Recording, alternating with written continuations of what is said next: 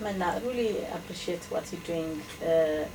Really, it means a lot to all of us. But helping others, especially in my country nowadays, is really difficult. How do you manage?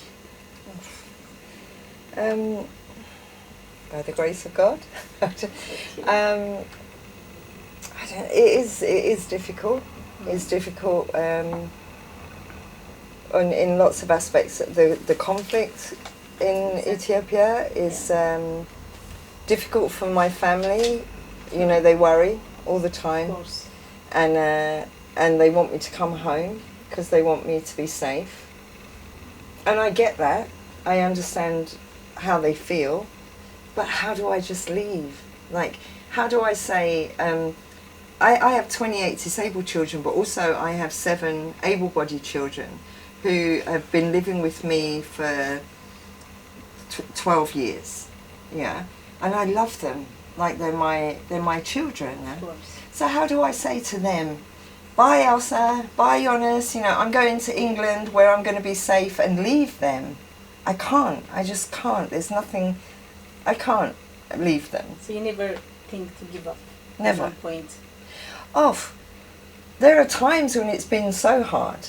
And there are times when, I mean, now you know the cost of living in Ethiopia is crazy through the roof. Absolutely. And feeding them, all my children, the disabled children, are doubly incontinent, so they all need diapers. Diapers are so expensive in Ethiopia. Getting the right size diapers is really difficult. A lot of my children now, even though mentally they haven't changed, physically they change. Yeah? So Fasiko, when he first came, for instance, was a tiny little thing. Now he's a big lad, you know, he's grown, but he still needs diapers. Finding the right staff has been difficult because people have a very narrow view of disability. So for me it's really important that my children feel loved.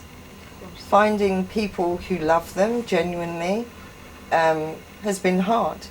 Now, especially in the mornings, as I say, 4 of the children live with me. So the nurses, they come to my house to pick up the children. And it really warms my heart to see them pick them up and naturally kiss them and hug them and say good morning to them. It means so much to me. And I know that it means so much to the children. Absolutely. But there have been lots of times when I've wanted to give up. I miss my family. There have been times when I felt so lonely and so alone in this constant fight. You know, I remember the government officials telling me that my children had no economic value. And I'll never forget that statement. I didn't even understand, like, really, what does that mean? Like, do children have economic value? And of course my children are always going to need help their whole lives. They're never going to be independent. They're never going to be able to look after themselves. The level of their disability is such that they will always need help. Doesn't matter how old they get. So they have in themselves, they have no economic value. But part of our project is that because the child is with us all day, it enables the mothers, who generally are quite poor, not all of them, but most of them, it enables them to work. So in that way, the child has economic value because when he's with me, their mothers can work, and that gives them economic value. But it's hard. It's hard because of generally people's attitude. But we do a lot of taking the children into the community, and I have to say, people think, like I thought, that people didn't like my children. But when I take them out, I see people looking at them, and you know, Ethiopians can look quite serious. And then as soon as you talk to them, they smile, like your beautiful smile. They smile. And I found that I would say to people, they're looking at Mikias, for instance, who sadly has passed, but he had hydrocephalus, so he had a big head. And no one sees that very often. I would look if I saw a child like that. But when I say to them, oh, come and say hello, you know, this is Mikias, he loves music, and he's got a good sense of humour, then you see people change completely and warm to the child.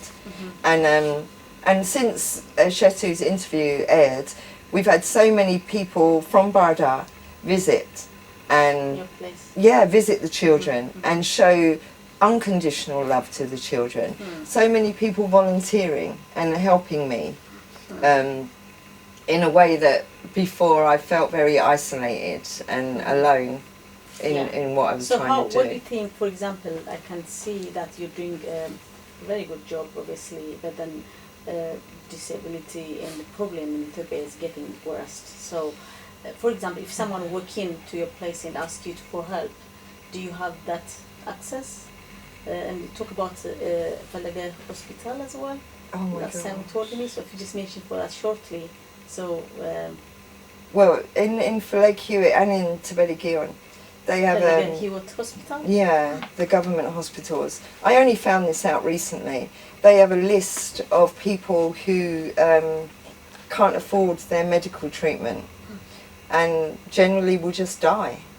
And you know, growing up in England where healthcare is free, you never think of these things. I've never been in a position where I've had to watch my child die because I didn't have money.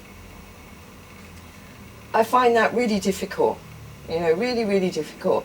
And when I've had, recently I had one of my babies in the hospital having a shunt fitted because she had hydrocephalus. And there was a woman in the bed next to me, her little boy had hydrocephalus. And she was crying and she was packing all her things away. And obviously I don't speak Amharic, so I'm asking people, you know, what's going on. And they said she doesn't have the money to operate on her child. And so he's going to die. And he's going to die in pain. Hydrocephalus is a very painful disease. The pressure builds up on their little brain and their eyes and they die in pain. And it was like 10,000 birr. And for a lot of people, that's a lot of money. For her, that was an insurmountable amount of money. But thankfully, someone from Donkey gave me the money so I could pay for that little boy to have his operation. But then I found out that there's a whole list of children that are going to die. How many think you will? Oh my gosh, there were like 30 or 40 children on this list. And all of them are waiting for life-saving operations. And if they don't get money, they'll die. It's so frustrating. Because there are people who have money. I don't have money. But there are people who have money. And there are people, you know, I had this idea that maybe people could volunteer and we could once a month take a child off that list. You know, pay for a child's operation so that they have a chance to live. You know, it's just, it's heartbreaking. It is. You know, it's really heartbreaking. So what do you think we can help you, for example, myself and all my followers? What do you want from us, you know? Oh my gosh. So then we can do more, you can help so many people understand what you did now. There are so many things I need. I mean, we need money, generally. I want land. I want to build my own project so that I'm not wasting money on rent. I really need to find somebody who... So I have been donated some beautiful wheelchairs, because you can't get them in Ethiopia, special wheelchairs for babies with lots of support and things. But I've got no way to get them to Ethiopia. I don't have the money to get a container. So now in my mum's house I have like 4 wheelchairs, some standing frames, amazing equipment that my children need, but I have no way of getting that to Ethiopia. Because of the expense. Because the expense of a container, you know, I don't know, I haven't even looked into how much that is, but I know it's not less than £50 and that's what I've got in my bank account at the moment, so that's not going to happen. People sending money so that we can expand. Every day in Ethiopia I have younger women coming with the most beautiful children that I know I can help. I look at these children and I know I can help, but I don't have the money to be able to say yes. One day, I mean, I said no to this girl and she just collapsed on the floor. It was awful because there isn't any other help. And she knew that there's nowhere else in Bahardar that she could go to get the help that she needs for her child. But I have to say no, because I can't stretch the project any more than we're already stretching it, yeah. Of course, of course. I need more staff. If you take on more children, that's more food. I know it's just a small bit of food, but it adds up, you know. You need diapers, you need clothes, I need space, you know. I think when we got to 100 children on our waiting list, we had to stop. I don't take information anymore from mothers. To be honest, I know I'm a coward, but now when they knock the door, I send my manager to go and tell them no. I can't bear it. I can't bear saying no because I know that it's not like here. You know, there are so many facilities, there's so much equipment, there's so much for children. And I see children in Ethiopia and it makes me angry because I've worked with the same child here in England, and that child's got a computer to help them talk, and they've got amazing chairs, and they've got a special bed, and my children have got nothing because they're born in Ethiopia. It's not fair. It's not. It makes me so angry. There, but for the grace of God, it's not fair. If you were born in England, I look at these children and they've got massive heads because they haven't had an operation, because to get a shunt fitted costs money, whereas here they'd get that done for nothing. They wouldn't suffer the way my children suffer, simply because they're born in Barda, you know, and because their mothers are poor and there's no welfare state, there's no DLA to help them financially look after their child. You know, I've met mothers who are skin and bone, they're malnourished because all the money they have, they feed their child. You know, you know Barda, so they're maybe selling onions. How much money do you make in a day selling onions? Exactly. They just maybe get enough money to buy one shuru and a bit of injera to feed their child. So they're going without food. You know, they're breastfeeding children with no milk in their breasts to feed their child. And they're mothers, you know, they feel like that they're not doing good for their children, you know, but they're doing the best they can. What can they do, you know? What can you do when you live in a society that doesn't provide for your child? There aren't residential care homes. There aren't day services with amazing equipment. There aren't occupational therapists, physiotherapists, all free. Yeah. You know, if you want a physiotherapist for your child, you pay 400 birr plus for an hour of physio for your child. So when they can bring their child to me, it's free. So now in the morning, every morning, I have different children come to my home. I work with them doing physio. These are children that are on my waiting list that I can't provide a day service to because we don't have space and we don't have the money. You've got a GoFundMe, can you imagine? I have a GoFundMe. Yeah, we're going to put it on our screen so people can help you.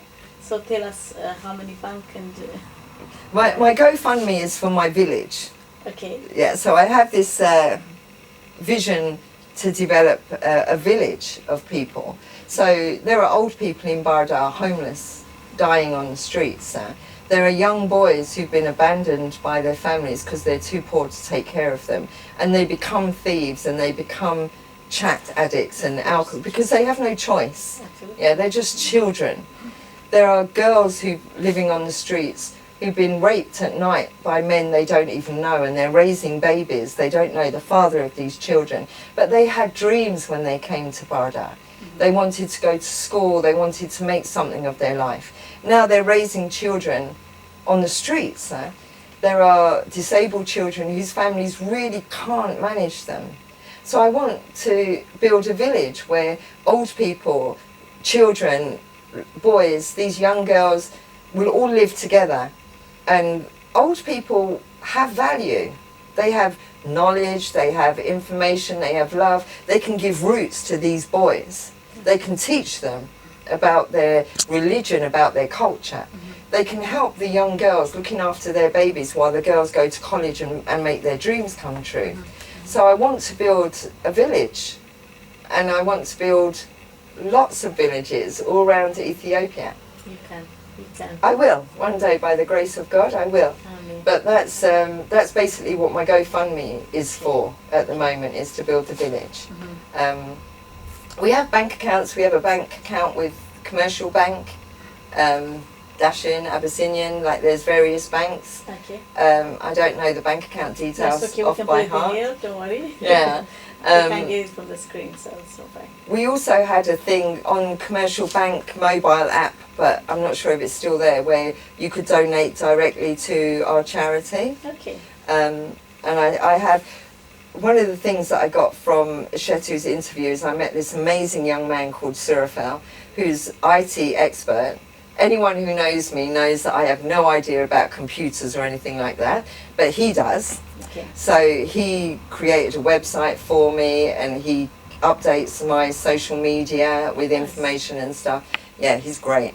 And he put this thing on the mobile banking app, so that the money would go direct to the charity. He's amazing. He said to me, "I don't have any money, but I can help you." That's beautiful. This is what you want. This is what I want. Yeah. Everybody can throw something that they can. Everyone has difference. something that they can make a difference, for Absolutely. sure. I mean, the woman who brings coffee for my staff, she makes a big difference.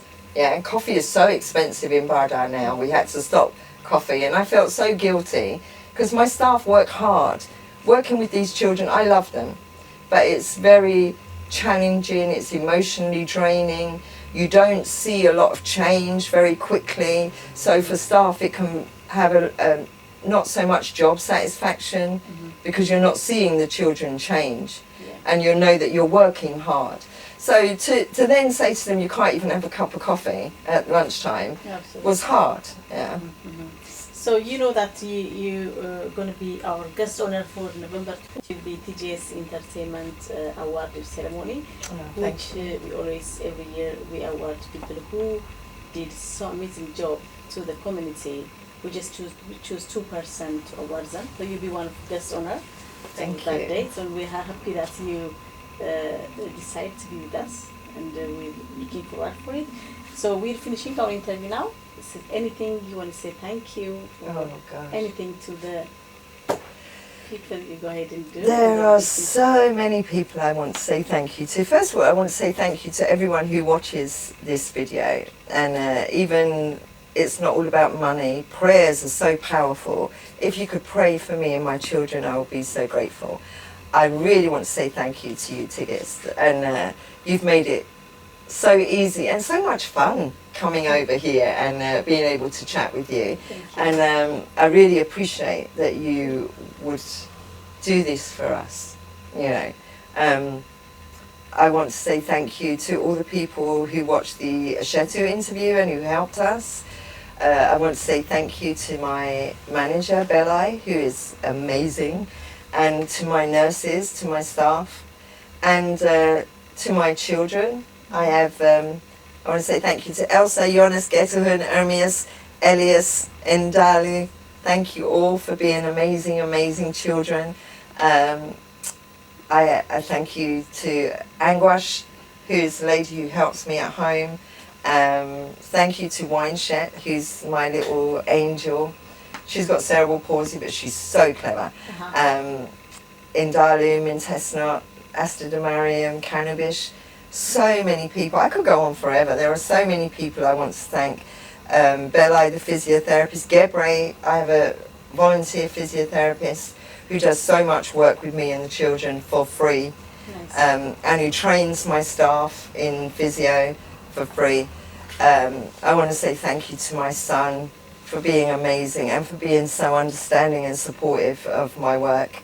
My mum, sadly, she has dementia, but she has lucid moments, and one day she was saying how proud she is of me. I appreciate that.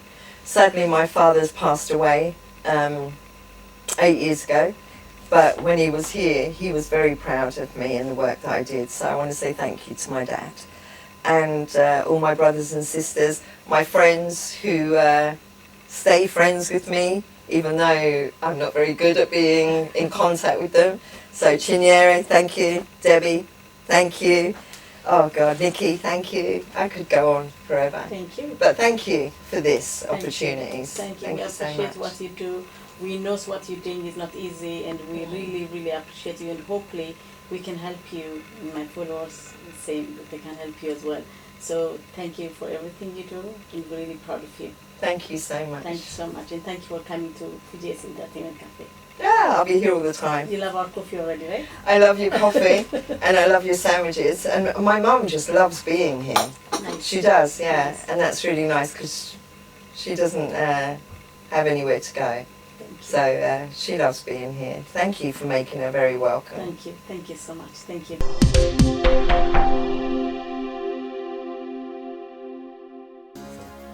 And you guys know I love you.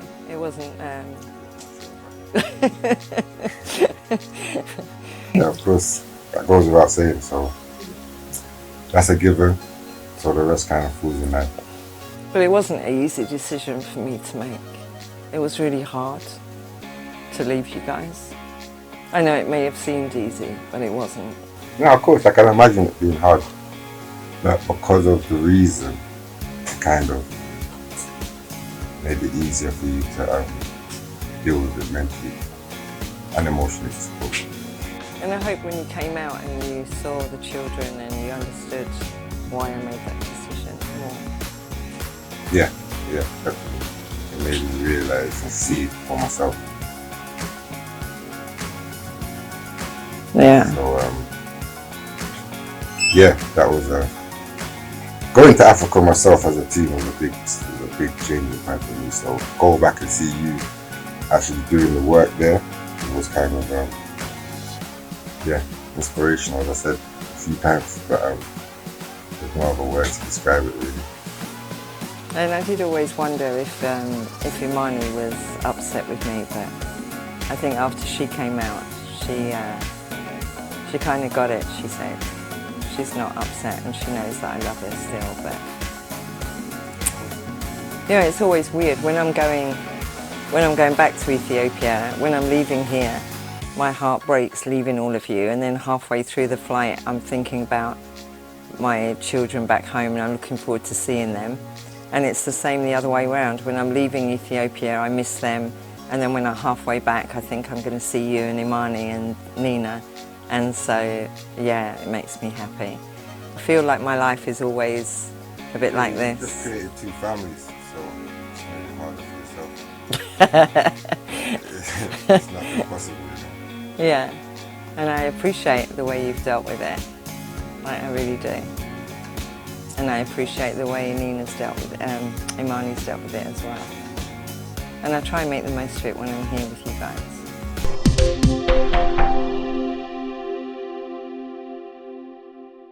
እንግዲህ ተመልካቾቻችን ዛሬ ከኛ ጋር ጥሩ ቆይታ እንዳሳለፋችሁ ተስፋ አድርጋለሁ። እቺን መልካም ሴት ኢትዮጵያዊ እንኳን ሳትሆን ኢትዮጵያ መጣ እኛ በደከምንበት እና በሰነፍንበት ይህንን የመሰለቱ ስራ እየሰራች ስለሆነ እሷን ማገዝ የምትፈልጉ ሁሉ እስኪ ላይ በሚገኘው ቴሌፎን ነምበር የባንክ ዲቴልስ እና ጎፈንድሚ እንድታግዟት አደራ እሰጣለሁ። የኛ ደግሞ ኖቬምበር 5 ምሳሌቶች ለማቀናችን ነው። በዚህ ዝግጅታችን ደግሞ እኛ ጋር ለመሆን ቲኬቷን ቀይራ ትገኛለች ማለት ነው። የዛኔ ታገኛታላችሁ። በሌላ ዝግጅት በሌላ ፕሮግራም እስክንገናኝ በዚህ ሰናበታችኋለሁ። አመሰግናለሁ።